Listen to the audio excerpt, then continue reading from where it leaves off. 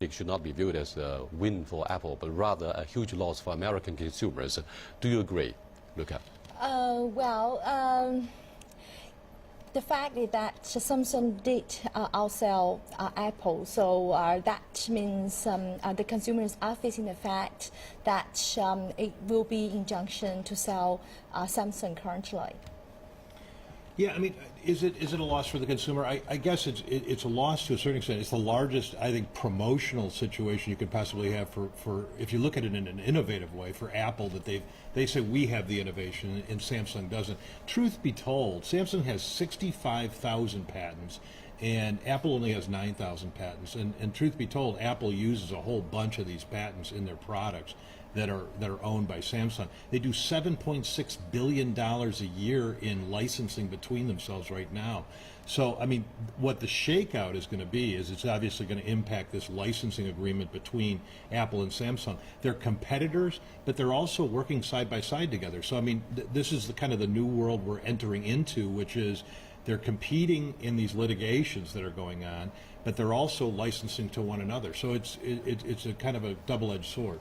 Luca, why do you think the spokeswoman from the U.S. says what happened between Samsung and Apple recently was only the tip of the iceberg? It's only a small corner of a huge war of litigations between the two smartphone giants. Mm-hmm.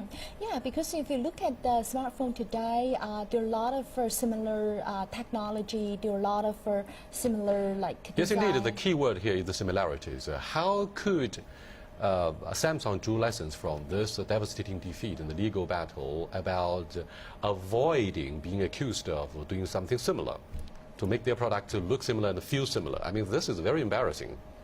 Well, it's a very technical question because it's all about patent. Because how the touch screen, the icons, and the way they are arrayed. I mean, this is just.